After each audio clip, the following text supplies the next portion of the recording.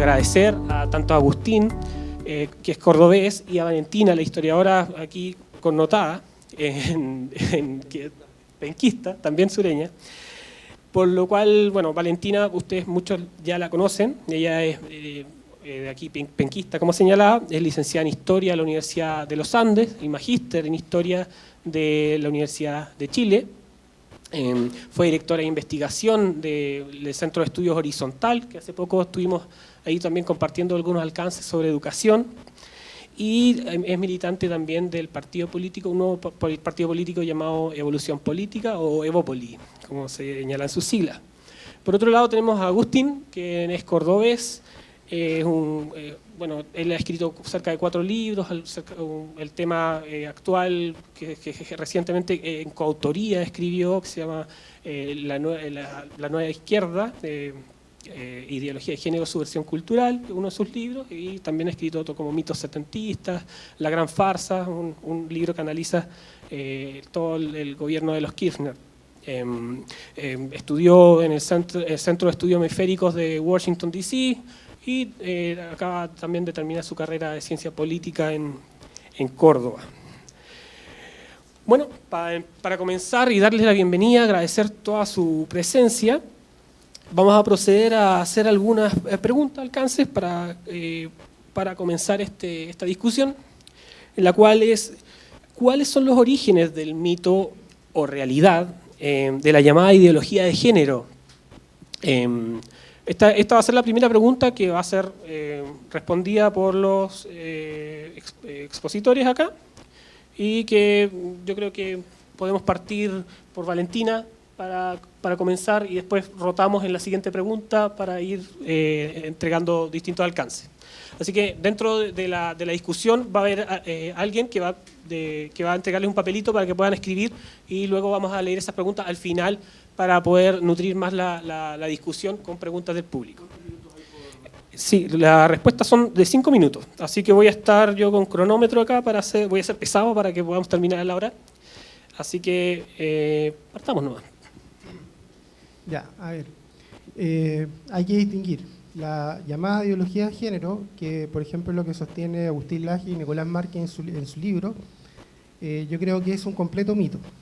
Realmente parece que el periodo de los Kirchner a Agustín le hizo bastante mal y terminó escribiendo un libro como el que escribió, digamos, ¿ya?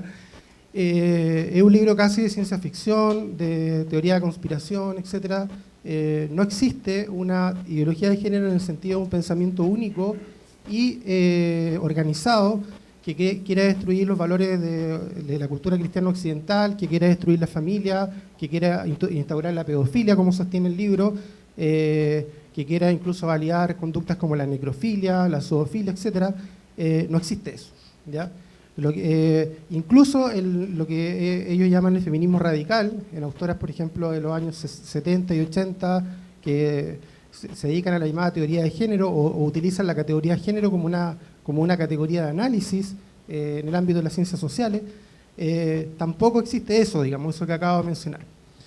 Lo que sí hay es un término que es el género, que es como dije, es un concepto que incluso no nació, digamos, en el feminismo, sino que nació en la medicina, en una medicina bastante conservadora y bastante biologicista, digamos, no me voy a alargar en eso, y que fue recogido en los años 70 por algunas autoras, algunas feministas, digamos, como para explicarse cuáles son las causas, digamos, culturales o sociales de la desigualdad o de la subordinación, digamos, para ellas, digamos, de las mujeres respecto de los hombres, digamos. Existe, y inicialmente se entendió, digamos, el concepto de género como lo cultural versus lo biológico, que era el sexo, digamos. Eso es lo que existe, digamos. Ahora, y además hay distintas visiones, distintas teorías, hay todo un debate bastante complejo en torno a este tema, que el libro, por ejemplo, de Agustín Laje y Nicolás Márquez no se hace cargo de ese debate, hace una simplificación radical, digamos, respecto a este tema, y mete todo en un mismo saco, digamos, por ejemplo, distintas autoras que incluso entre ellas tienen matices, y el movimiento homosexual, que no necesariamente recoge, digamos, al detalle o directamente los planteamientos teóricos de estas autoras feministas, digamos. Y tampoco me parece bastante discutible en términos políticos que exista una ideología de género en cuanto a nueva estrategia, digamos, de lo que el libro de Agustín llama nueva izquierda, digamos. Es discutible, si bien es cierto que después de la Guerra Fría la izquierda recogió temáticas culturales como el indigenismo, todo el movimiento LGBT, etc., es discutible que sea un tema, digamos, que la izquierda lo ponga como prioridad, ¿ya? Que reemplace, digamos, la prioridad, por ejemplo, de luchar contra el sistema económico capitalista, o sea, que reemplace eso, digamos, que fue lo tradicional, por luchar por temas culturales, los llamados en Chile temas valóricos, etc. Si bien agarra esa agenda, es verdad, no la toma de manera principal, y eso se ve, por ejemplo, en Latinoamérica. De hecho, por poner un solo ejemplo, Rafael Correa piensa exactamente igual a Agustín Laje en temas de la ideología de género, es absolutamente conservador. Busquen, por ejemplo, YouTube, Rafael Correa, ideología de género, y prácticamente un resumen del libro de Agustín Laje. El país, digamos, más atrasado en materia de derechos de la diversidad sexual es Venezuela, por ejemplo, que es un país chavista. Quizás, digamos, Agustín, digamos, está influido por la experiencia argentina, que obviamente se legalizó el matrimonio igualitario, el matrimonio homosexual, y se estableció una ley de identidad de género. Y es verdad que ese país siendo de izquierda, o sea, ese gobierno siendo de izquierda, que el gobierno de los Kirchner, digamos, estableció, digamos, avances en favor de las personas de la diversidad sexual o de la comunidad LGBTI, pero es una excepción, digamos, en Latinoamérica. Entonces, no es tan claro que sea así. Segundo, y con esto voy terminando, el libro sostiene que la ideología de género, la llamada ideología de género, por ello, no solo se refiere a un pensamiento, a un conjunto de teorías, de intelectuales, sino que también participan de la ideología de género o forman parte de la ideología de género como actores, como cómplices, etcétera, las mismas personas de la diversidad sexual. Es decir, un gay, una lesbiana, un transexual, un transgénero, etcétera, también forma parte de esta estrategia de la izquierda. No es que hagan una distinción entre las personas, a pesar de que en un momento lo dicen, y las ideas. Para nada lo hacen. Acá yo tengo citas bastante claras, digamos, en torno a ese punto. Por ejemplo, una persona como Deidre McCloskey, una pensadora liberal que estuvo acá hace 3 semanas, sería también parte de la ideología de género y sería también cómplice para el libro de esta estrategia de la nueva izquierda. Yo creo que nadie pensaría, los que conocen a McCloskey, que es una persona de izquierda. ¿Ya? Yo soy una persona liberal, yo soy partidario del libre mercado y sin embargo soy partidario, estoy terminando, del concepto de género, aunque no necesariamente, por cierto, comparto todos los puntos de vista, digamos, de todas las autoras feministas, como Judith Butler, etc. Pero sí recojo algunos elementos respecto a los cuales me puedo pronunciar en la segunda parte. Bueno, Agustín. ¿Se escucha? Sí. Bueno, acá la pregunta que se plantea entonces es, ¿la ideología de género es un mito o es una realidad? Yo diría que es una realidad en tanto ideología, entendida tanto en sus términos epistemológicos, es decir, como el plexo de ideas que están reñidas con las evidencias de las ciencias empíricas, es decir, esta es la visión de la ideología en términos clásicos, como en la versión política de la ideología como plexo de ideas capaces de catalizar la movilización política. Estos dos tipos de forma de ver a la ideología se adecúan perfectamente a esa pluralidad, que es cierto que lo que dice mi contraparte es, digamos, no hay una linealidad en la teoría de género, por lo menos como pasa hacia el interior de nuestros movimientos, del liberalismo. Hay muchos tipos de liberalismo, pero hay ciertos hilos conductores que se dan. Esto es así, en primer término, porque la ideología de género nos plantea una concepción de la sexualidad completamente reñida con la evidencia de las ciencias médicas, biológicas, anatómicas, fisiológicas, de la neurociencia, etc. Es una posición teórica subjetivista que no tiene, digamos, ningún arraigo en ciencias empíricas duras. Respecto del otro punto, que es la ideología en términos de la teoría política, la ideología de género efectivamente ha catalizado la movilización política de aquello que yo llamo neomarxismo o nueva izquierda. Forma parte de esa agenda cultural y política de estos nuevos grupos. Pero ¿qué es entonces la ideología de género? Bueno, insisto, la ideología de género entonces es la concepción de nuestra sexualidad desarraigada del dato natural que ella por sí mismo conlleva.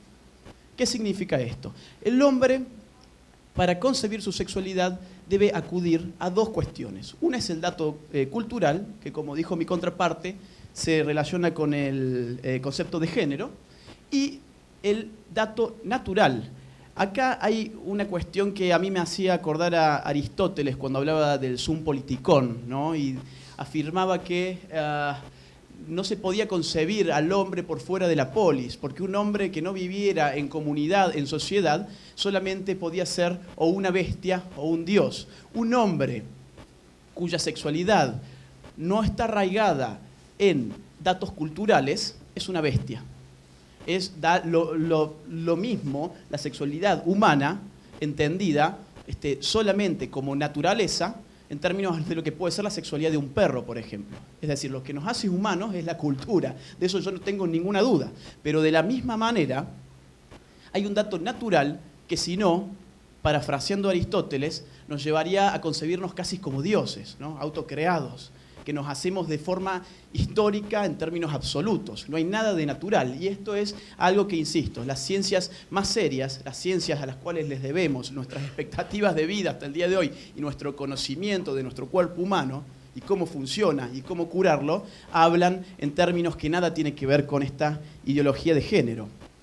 Ahora bien, hoy la ideología de género ocupa un rol importantísimo en lo que se llama, por lo menos en la teoría de Ernesto Laclau, el eslabón de la cadena hegemónica de esta nueva izquierda, planteada como estrategia en el libro de Ernesto Laclau y Chantal Mouffe, Hegemonía y Estrategia Socialista, una de las obras más importantes que les han dado un oxígeno, no solamente teórico, sino todavía más importante, estratégico al neomarxismo después del derrumbe de la Unión Soviética y del marxismo clásico. Los esfuerzos por desencializar el economicismo de ese marxismo rígido del siglo XX están expresados en una cadena, digamos, de autores que han concluido en el trabajo final de Ernesto Laclau y Chantal Mouffe. Entre otros podemos abrevar en la Escuela de Frankfurt, en Antonio Gramsci, en Althusser, para llegar finalmente a este trabajo que es tan importante de Laclau. Y no es solamente Laclau el que han entendido que el marxismo, como expresión teórica de la lucha de clases, atado a una teoría social, digamos que hacía del materialismo dialéctico su razón de ser, él no es el único que hace ese puente hacia la lucha cultural. Podemos hablar de Dieterich, de Atilio Borón, de López Velasco, de Lanz, de Busgalin. Es decir, yo no estoy inventando nada, yo estoy en todo caso recogiendo los textos de los nuevos marxistas de nuestra era que han desencializado al marxismo para poder dar paso a la construcción de nuevos sujetos de la revolución que no se definen por su posición respecto de los medios de producción. Bueno, desde una mirada filosófica, ¿en qué se encuentra este debate actual en temas de género, Valentina? Bueno, quería, en relación a la pregunta y también un poco respondiendo a lo que dice Agustín, una característica que tiene el libro de Agustín es, y de Nicolás, pero voy a nombrar a Agustín en este caso porque es el que está presente, es que tergiversa de manera exagerada, por decirlo de modo suave, a las autoras feministas, que incluso yo no comparto todo lo que dicen ellas, pero uno tiene que necesariamente que salir a defenderla por una cuestión de honestidad intelectual, digamos. Por ejemplo, para tratar de fundamentar que la ideología de género, que no es, como dice él solamente acá, una nueva estrategia de una izquierda post-Guerra Fría, etcétera, sino que es la destrucción del orden occidental a partir de la destrucción de la familia y a partir de la instauración de la pedofilia. Eso es lo que dice el libro y eso es lo que dice Agustín. Y él dice que los homosexuales, los transexuales, etcétera, quieren instaurar la pedofilia. Y para eso cita a una sola autora, que es Firestone, y otras más, pero las otras son absolutamente poco convincentes, que no habla en realidad de la pedofilia, sino que habla de la libertad sexual de los niños, que es algo que puede parecer chocante, pero lo dice en otro contexto histórico, y además sobre eso mismo, por ejemplo, habla un autor libertario que es Murray Rothbard. Murray Rothbard en La ética de la libertad también se manifiesta partidario de la libertad sexual de los niños, y no podríamos decir que él es partidario de la instauración de la pedofilia y la ideología de género, digamos, un autor liberal. Y que es partidario del libre mercado y que no es para nada de izquierda, pese a que coincidió con la izquierda en algunos temas, digamos, como por ejemplo temas pacifistas, etc. ¿Ya? Lo segundo, por ejemplo, la tergiversación de Judith Butler. Judith Butler es tergiversada del siguiente modo. Dice Agustín, porque esa parte corresponde a él, él la escribió, que Judith Butler niega la corporalidad de los cuerpos, perdón, niega la materialidad de los cuerpos, quiero decir, niega que el sexo sea algo real, una entidad material. Eso no es así. Lo que ella dice no es, Y lo dice Agustín a partir de una frase que es famosa de Judith Butler, que dice: el sexo siempre fue género. Lo que quiere decir Judith Butler es que sobre el sexo también existe una interpretación, digamos. No es que el sexo sea lo objetivo absolutamente, lo matemático, 2 más 2 es 4, sino que también, digamos, sobre el sexo también es género, porque sobre el sexo también, voy a decir los conservadores, para decirlo de manera simple, que tienen una visión esencialista de la sexualidad, elaboran un discurso. Por ejemplo, elaboran un discurso de que solamente hay 2 sexos, cuando existen, por ejemplo, las personas intersexuales. Hay básicamente tres categorías de intersexuales, como lo ha establecido la bióloga estadounidense Anne Fausto-Stirling, y ella habla que existen 5 sexos en realidad en vez de 2. ¿Y qué dice Agustín? Agustín dice, bueno, pero es una anomalía que hay que corregir. O sea, los niños intersexuales, bajo esta visión conservadora, como ocurre de hecho en los hospitales, son operados para ser corregidos. Los niños que nacen, por ejemplo, con testículos interiores, etcétera, que nacen, digamos, con sexo, llamémoslo lo que antes se llamaba hermafrodita. Solamente hay que corregir porque es una anomalía. ¿Y eso acaso no es una ideología?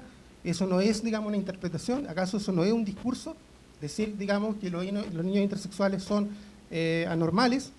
¿Y no es acaso una ideología, no es acaso un discurso de decir que el sexo, la sexualidad humana solo tiene un fin procreativo, un fin reproductivo, y que no puede, por ejemplo, tener otra finalidad como el placer? Porque el libro también rechaza que la sexualidad humana esté orientada al placer. Tanto así que también tergiversa otra autora, que es Beatriz Preciado, que la ridiculiza de manera grotesca, y perdónenme que sea tan así como pasional para hablar, pero realmente el libro me causó bastante impresión. Beatriz Preciado, por ejemplo, habla de lo que llama usar, digamos, por ejemplo, aparatos como dildos, como lo que aquí en Chile se conoce como consoladores, etc. Happy Jane, no sé si conocen la cadena Happy Jane. Bueno, para Agustín, Happy Jane sería también parte de la ideología de género de la conspiración mundial para destruir, digamos, el orden occidental, la familia, instaurar la pedofilia. Happy Jane también es parte de la ideología de género. Incluso se toma la molestia, lo que me causó risa, de empezar a explicar cómo la vagina y el pene, digamos, tiene sensibilidad, mucha mayor sensibilidad que, por ejemplo, un brazo, ¿ya? Porque Preciado dice que uno se puede excitar con un brazo incluso. Agustín, fue una joda, ¿ya? Así como dicen en Argentina. No está diciendo exactamente, lo que está diciendo es que una mujer, por ejemplo, no necesariamente necesita un pene real, también una mujer puede disfrutar, por ejemplo, con un dildo, es decir, con lo que aquí en Chile se conoce como consolador, ¿ya? Yo, sinceramente, se me acabó la plata, quería regalar un dildo, digamos, para que tú experimentes, ¿ya? Pero se me acabó la plata porque igual soy una persona transgénero, soy una persona que no gano mucho, digamos, soy bastante discriminada todavía en este país. Sí. Agustín, el tema del debate actual del tema de género. Antes nada, para hacerlo rápido, digamos, a las respuestas. Bueno, creo que estás haciendo una tergiversación del análisis de Butler. Hay más citas que esa de, en verdad, el sexo siempre fue género. Sobre el tema de Beatriz Preciado, yo no critico el uso del dildo. Eso es una falacia tuya. Lo que yo critico es el libro, el manifiesto contrasexual, que nos propone hacer una revolución contra el heteropatriarcado capitalista, es decir, una revolución de izquierda, a través de prácticas contrasexuales, entre las cuales incluye la masturbación del brazo con un dildo. Entonces yo me mofo de eso. Y tengo que llegar al ridículo de explicar por qué alguien puede tener un orgasmo con su vagina o con su pene y no con el brazo. De hecho, esto que se plantea como un recetario de cocina, como quien cocinar un pollo, ella te explica, por ejemplo, cómo masturbarte el brazo. Y el último punto siempre es fingir un orgasmo. Y yo tuve que llegar al ridículo, que realmente es ridículo, de empezar a explicar desde las ciencias médicas por qué podemos tener orgasmos desde lo que ella considera que son los órganos sexuales hegemonizados por el heterocapitalismo. Entonces, guarda con eso, ¿no? A mí me hubiese encantado que me hayas regalado un dildo, no por abuso personal, pero por ahí para jugar algo con alguna chica puede ser algo divertido. En fin, vamos al tema rápido. ¿Cuáles son los orígenes de esto? Los orígenes de esto yo los encuentro en el feminismo de primera ola, que fue un feminismo completamente noble, liberal y que surgió como consecuencia de los paradigmas liberales tras las revoluciones liberales clásicas, Francia, Estados Unidos, Inglaterra, nombres como Olympia de Gauche, Candice Stanton, Wollstonecraft, John Stuart Mill, etc. Lo que pedían era igualdad ante la ley, poder votar, ser votados, ir a las universidades, etc. ¿Quién empieza a ver que esto podía tomar otros carriles? Ludwig von Mises. En el socialismo, año 1922, él dice algo así, más o menos, lo parafraseo como: en la medida en que el feminismo, el movimiento por la mujer, dice él, que el movimiento por la mujer se atenga a ser un movimiento que pida igualdad ante la ley, seguirá siendo parte de la rama de la gran familia liberal. En la medida en que empiece a contrariar y a contradecir la naturaleza humana, será parte de la rama del gran movimiento socialista. En ese mismo entonces, casi, Antonio Gramsci, en el año 16, escribía El Grido del Popolo, donde él decía: el hombre es creación histórica y no naturaleza. Volvemos a la ideología de género en su definición que di hace un rato. Esto quiere decir, dice Gramsci, lo cito, que toda revolución ha de ser precedida por una intensa labor de penetración cultural. Cuando se pervierte ese feminismo de primera ola, liberal, se pervierte, yo encuentro sus orígenes en un libro de Engels, el socio intelectual de Marx, El origen del Estado, la familia y la propiedad privada, donde él tiene una frase que es de antología: en la familia el hombre es el burgués y la mujer es el proletariado. ¿Qué estaba haciendo Engels? Estaba creando un puente entre los conflictos de clase y lo que él llamaba los conflictos de sexo en esa época. Pero ¿qué ocurre? Ponía a la mujer en subordinación de su lucha a la lucha de clases por la teoría social propia del marxismo. Llegó la revolución a Rusia.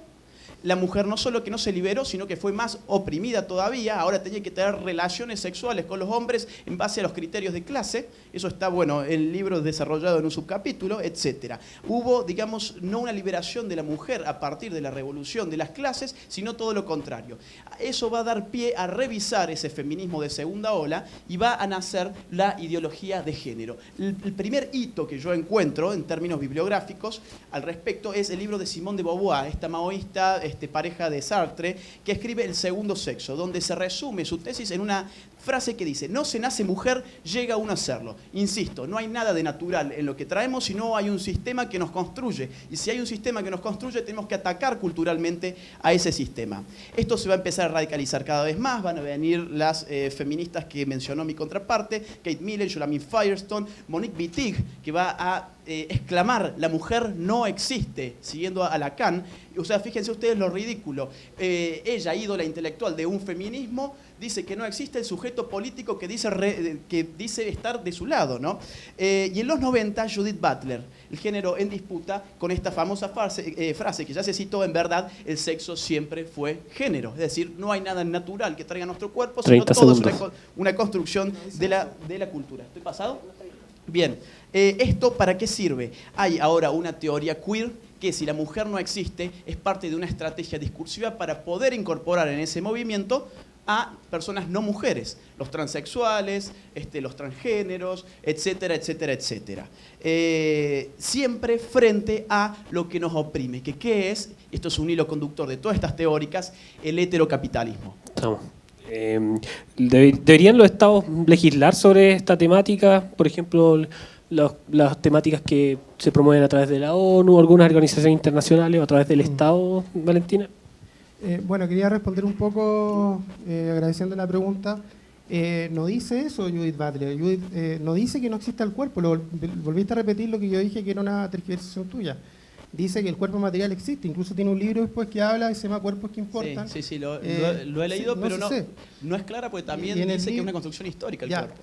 Pero lo que ella dice es que sobre el cuerpo, insisto, existe un discurso que dice cómo es el cuerpo, cómo se tiene que entender el cuerpo y cómo se tiene que entender desde los conservadores, dice ella. Y ese es el discurso, como una función meramente reproductora. Por eso que tú dices que la intersexualidad es una anomalía, porque no pueden reproducir. Porque a ti lo único que te interesa en el libro no es una crítica, no es una crítica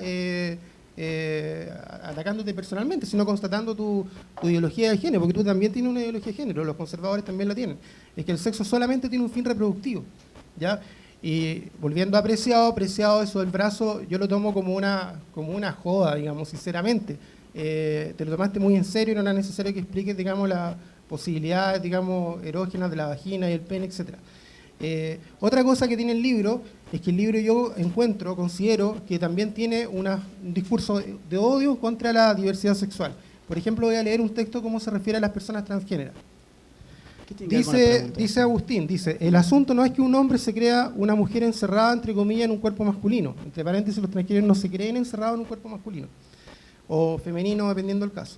Nada debería importarnos de los desvaríos. Desvarío significa monstruosidad, según el diccionario de la RAE, de cada quien, mientras no afecten nuestros derechos individuales. El problema es que afectarnos es el objetivo de esta ideología y sus consecuentes militancias. Nada debería importarnos que un determinado sujeto, un transgénero, dice Agustín, se considera a sí mismo inclusive un cocodrilo. Un cocodrilo, la mismísima chita, la mona chita encerrada en un cuerpo humano, víctima de la teoría, comillas, de la construcción social del discurso. Esta frase el libro está lleno de estas frases refiriéndose a las personas, digamos, de la diversidad sexual. Y concretamente asocia el libro de manera bastante poco rigurosa a las personas de la diversidad sexual y al movimiento LGBTI, o al movimiento, digamos, con la promoción de la pedofilia. Por ejemplo, voy a poner un solo ejemplo. Señala, digamos, que el movimiento gay, lo que llaman el lobby gay, cierto, despectivamente, habría, digamos, hecho un lobby para que la última versión del manual de la Asociación Americana de Psiquiatría desclasificara la pedofilia. Y dicen que lo logró desclasificar, pero después se logró una modificación, es una frase bastante ambigua. Si uno va a la última versión, que yo la encontré en PDF, la descargué, a la pedofilia, incluso se aumentaron las exigencias, o sea, se estableció de manera mucho más rigurosa, digamos, cómo tiene que estar la pedofilia, porque por primera vez, a diferencia de las versiones anteriores de este manual de psiquiatría, se establece que pedofilia no es solo la atracción hacia los niños, sino que también la práctica hacia los niños, precisamente dado que los sistemas judiciales, hay mucha más conciencia en el mundo, digamos, los sistemas judiciales y penales están persiguiendo, digamos, los pedófilos. Entonces no es necesario solamente tratar a las personas que sienten una mera atracción, sino que también a las personas que cometen actos en la práctica, valga la redundancia, en contra de los niños. O sea, y tratan de hacer una interpretación que distinguen la atracción, que la considera una mera atracción. No es así, digamos. Yo no sé si realmente te leíste el texto real, porque hay que ir a la fuente. Y no es cierto que se haya clasificado la pedofilia, y no es cierto que se haya reducido a una mera atracción, sino que por el contrario, se incluyó, digamos, la práctica pedofílica propiamente tal. Y ¿dónde está demostrado que el movimiento gay, digamos, esté tratando de desclasificar la pedofilia? En el libro no está demostrado. He buscado información y Google me tira, digamos, me lleva a páginas evangélicas, católicas, qué sé yo, esotéricas, etcétera. ¿Te queda un minuto todavía? Bueno, la pregunta, ¿cuál era sobre los proyectos de ley? Sí, hay que legislar. Hay que legislar. Mira, una cosa, Beatriz Preciado, si bien ella critica el capitalismo, y es verdad, yo soy pro-capitalista, pro-libre mercado, y si bien estas autoras son antimercado, son bastante, esto es importante entenderlo, son bastante antimercados, o sea, son antimercados de manera bastante soft, digamos, por decirlo así. Son como izquierda, lo que yo llamo izquierda Starbucks, digamos, ya un poco. Entonces, digamos, no me preocupa tanto, sinceramente. Yo creo que con esas teóricas perfectamente se puede dialogar desde un liberalismo, digamos, más moderno que acepta la diversidad y que acepta la teoría de género. ¿Y por qué digo esto?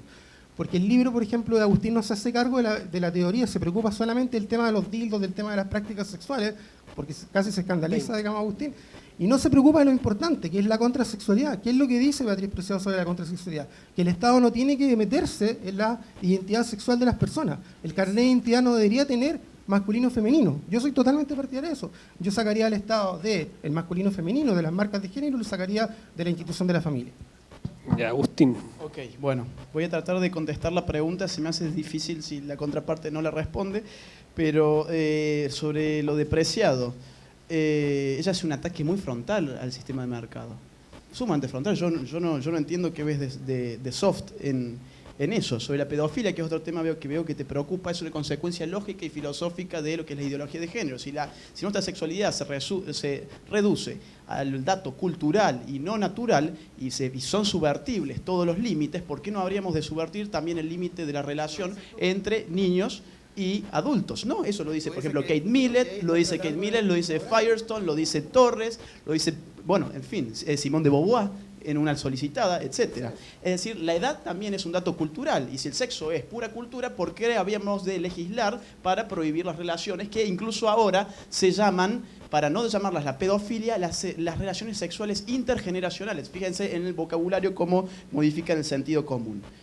Y esto aparte está pasando en partidos políticos en Holanda. Hay un grupo de sexólogos de Holanda que está pidiendo, por ejemplo, que el Estado sea el que produzca la pornografía infantil, con un sello que diga que el niño estuvo allí por su voluntad, etcétera, ¿no? Ahora bien, sobre legislar, que es el tema que nos ocupa en este punto, yo creo que hay un gran peligro para la libertad.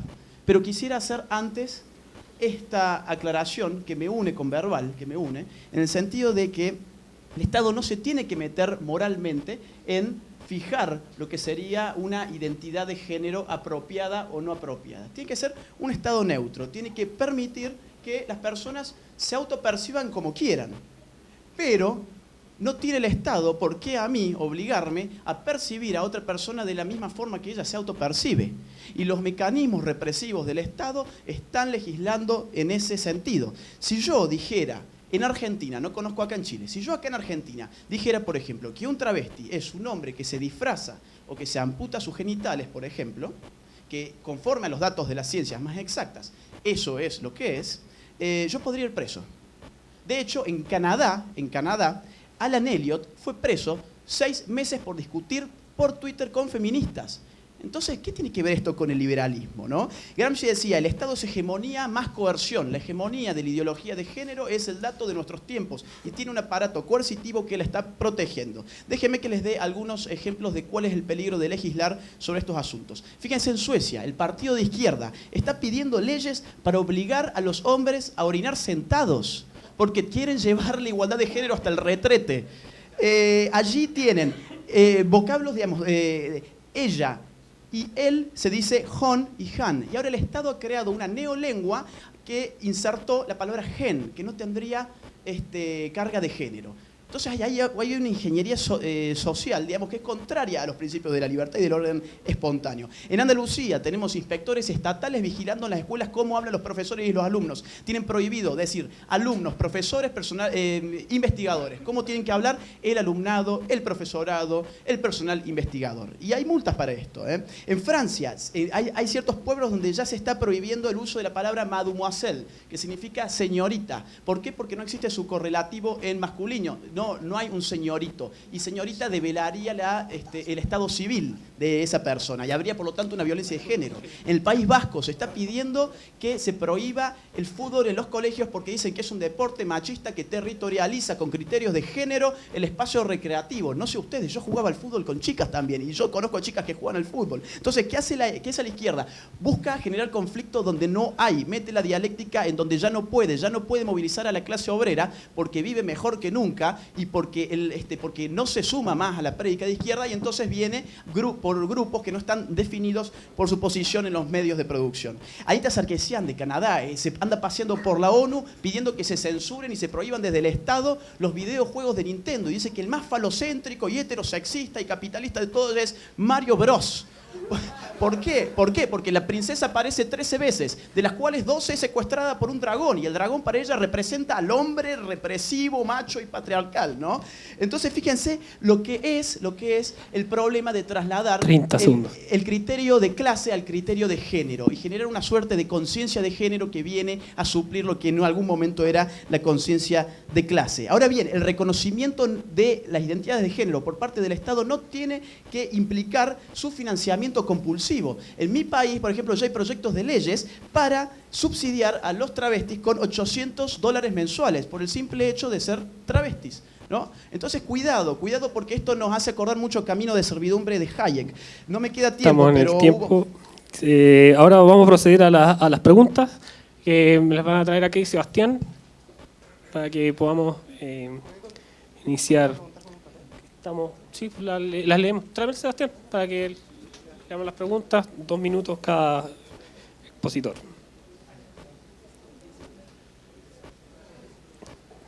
Sebastián.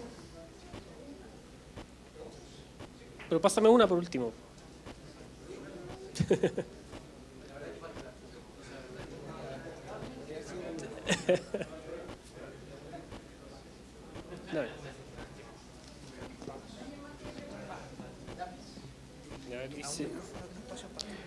Dice Matías Cienfuegos, aquí una de las que me pasaron, dice de la Universidad Arcis, dice, ¿es mejor hoy en día nadie menos en vez de ninguna menos aplicado en la agenda actual? Que responda Agustín. Estoy completamente de acuerdo porque la izquierda hace siempre lo mismo, genera víctimas de primera categoría y víctimas de segunda categoría, víctimas que han de ser puestas en la visibilidad pública y víctimas que no.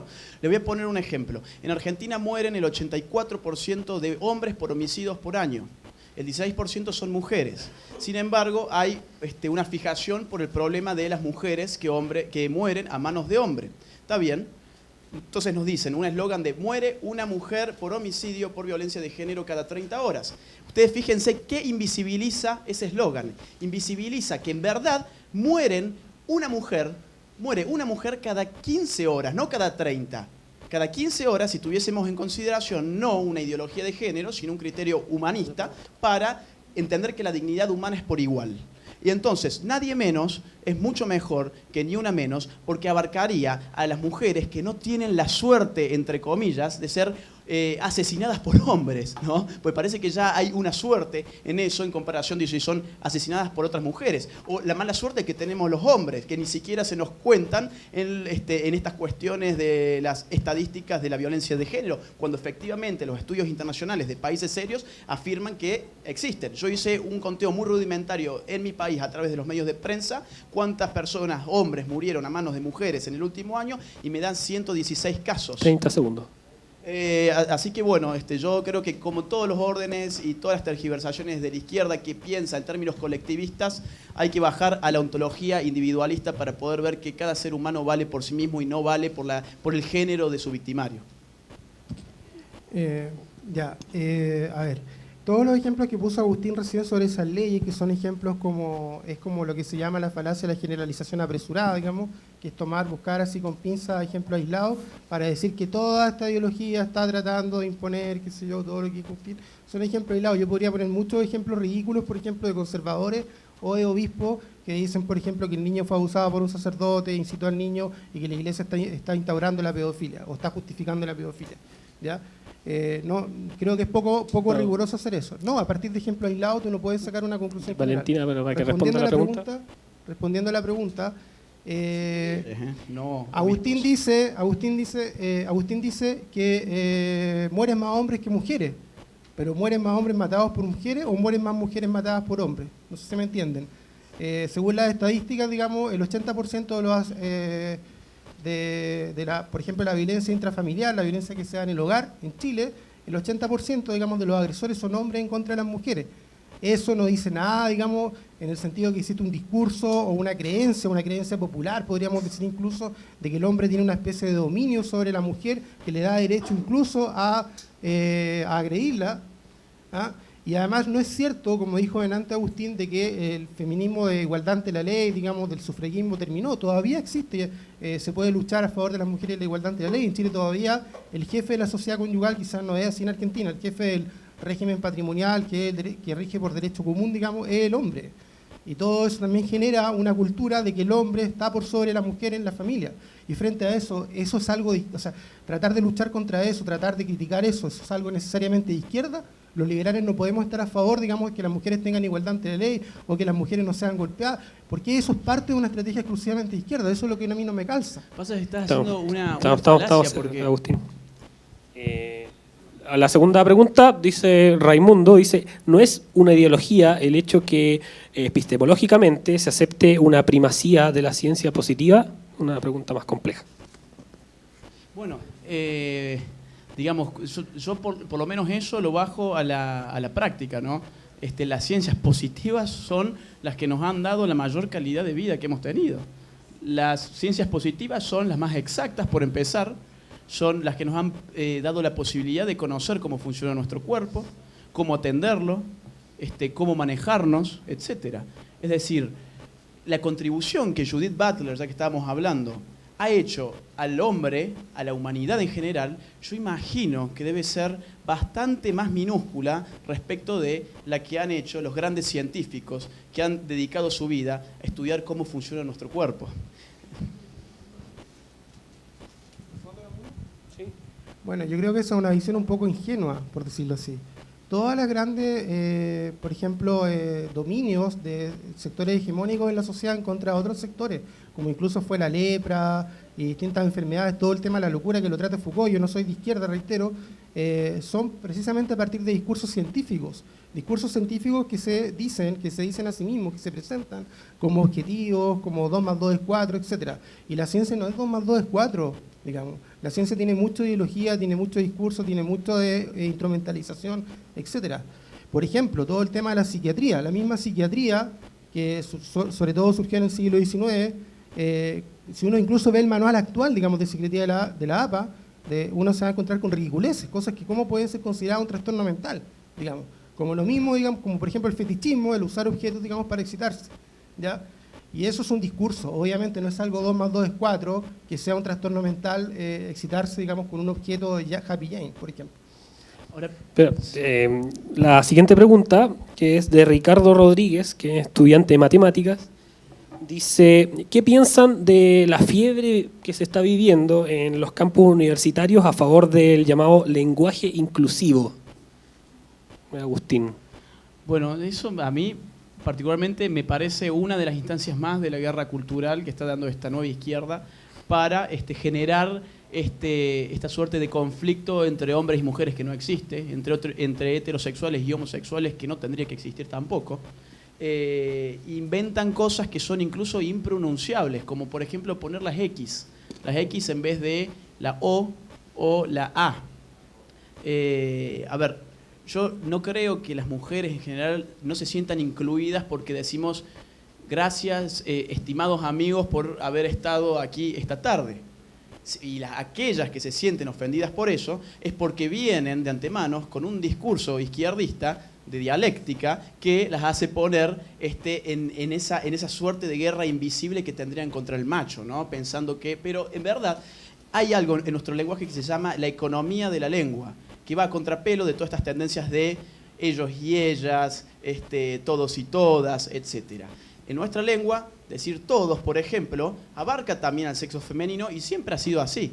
Solamente que atrás de esto, digamos, de esta nueva neolengua, hay un componente de género, de ideología de género, que busca generar la sensación de que, bueno, estamos en pugna, ¿no? Así como había una lucha de clases, ahora hay una lucha de géneros.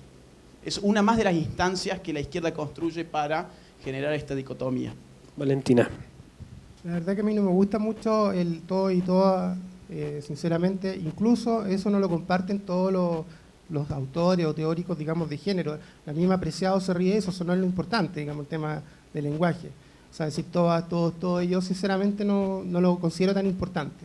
Pero sí me parece importante que no existan discriminaciones de parte del Estado en contra de personas porque pertenecen a minorías, discriminaciones arbitrarias en el sentido que el Estado tenga una sola visión, por ejemplo en el tema que estamos hablando, de la familia y de la sexualidad humana, una visión esencialista, con un fin reproductivo, etcétera, y que de esa manera excluya. Yo preferiría que el Estado no se meta, como dije antes, pero si se está metiendo solamente a favor de los heterosexuales, excluyendo los homosexuales, los transexuales, etcétera, eso no estoy de acuerdo, obviamente.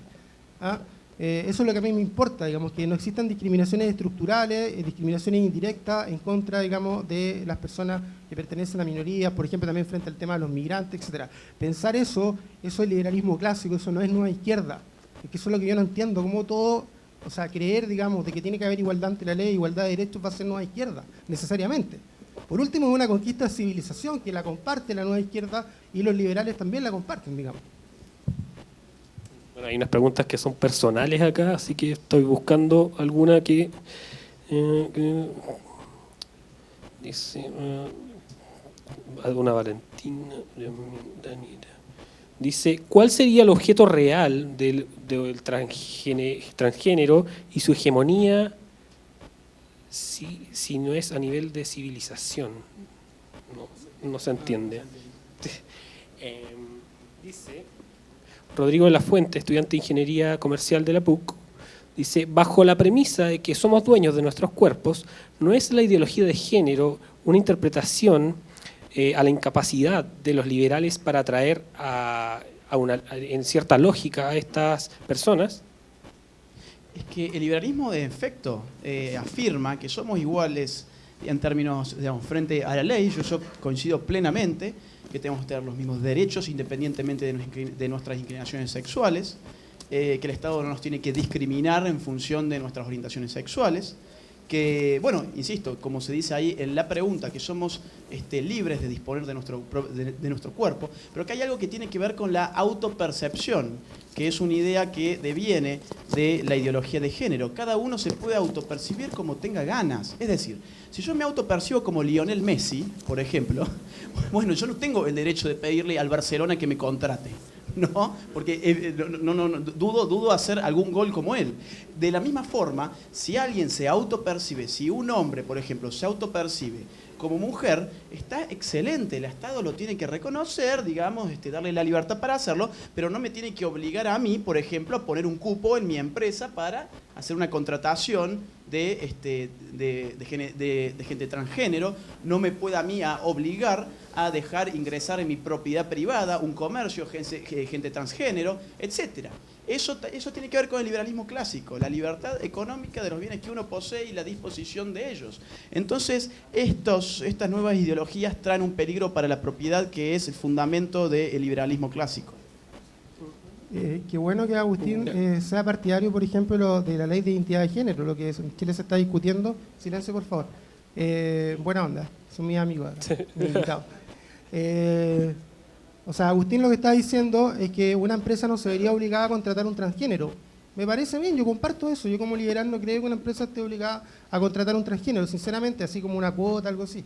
Pero si un transgénero tiene derecho, si el Estado está reconociendo a una persona que no es transgénero, un transgénero tiene derecho a que se reconozca un sexo registral de acuerdo a cómo se autopercibe. Tú tienes derecho a no percibirme a mí como mujer. Porque para ti yo soy un hombre disfrazado de mujer y me parece bien, me da lo mismo, sinceramente. Perfecto, pero un cocodrilo, soy un cocodrilo. según donde yo en Argentina tendría problemas legales, por ejemplo. Pero yo tengo derecho a exigirle, si el Estado considera, digamos, de que las personas, digamos, pueden tener acceso a su sexo registral, cómo se autoperciben, yo también como me autopercibo tengo derecho, porque el que no es transgénero se autopercibe como no transgénero, el Estado lo reconoce como no transgénero. ¿Por qué a mí no me va a reconocer como transgénero? ¿Ah? No, ok, yo en eso coincido, pero no quiero que el Estado me obligue a mí a ser partícipe de una fantasía ajena. Vamos a la siguiente pregunta y de las últimas.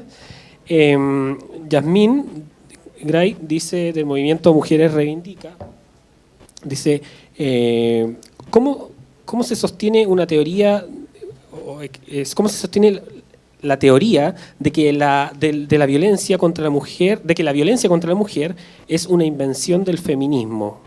¿Sí, eso no? No es una invención del feminismo.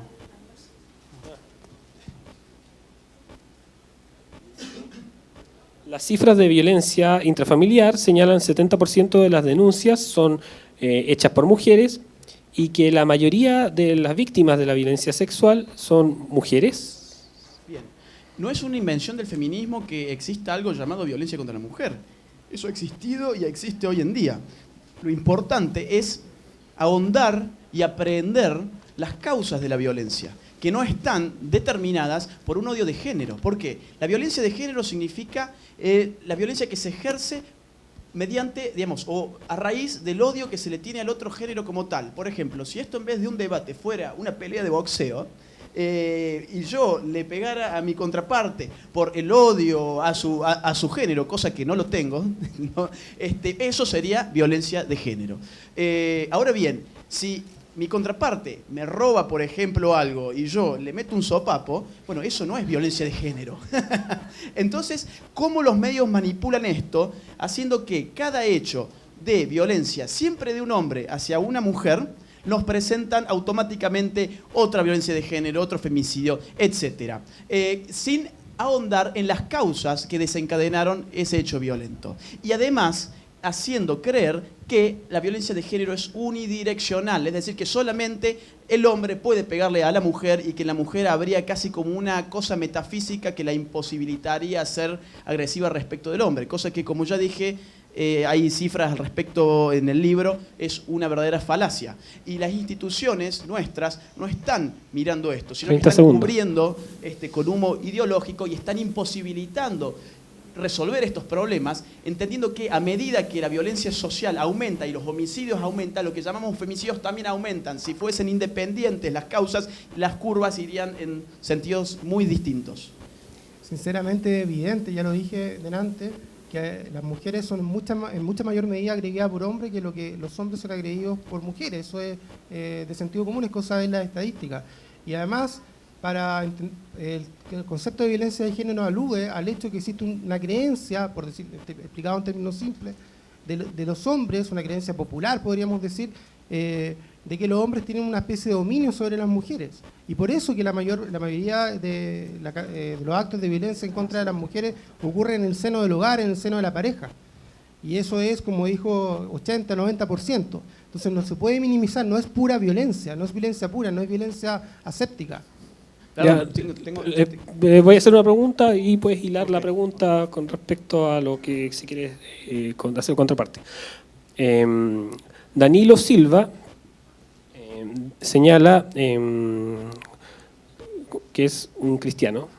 Dice, al menos en Chile, el gobierno izquierdista de Bachelet está impulsando fuertemente la ideología de género. Se vota el 13 del 12. ¿Eso no evidencia que es la izquierda la que está atrás de esto? Esa es la pregunta de Danilo.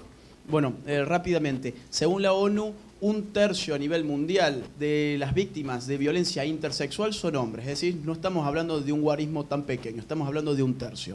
Eso por un lado. Pero a mí lo que me preocupa es que todo este humo ideológico que encuentra la causal de las violencias solamente en problemas de género, nos imposibilite formular políticas públicas para enfrentar a las verdaderas causas de la violencia. No hay un odio de género, eso es humo.